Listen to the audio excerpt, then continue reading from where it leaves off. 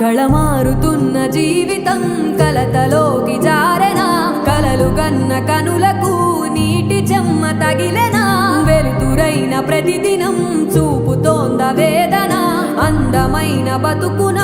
అలజడి చలరేగెనా ఏమిటి నీ పాపం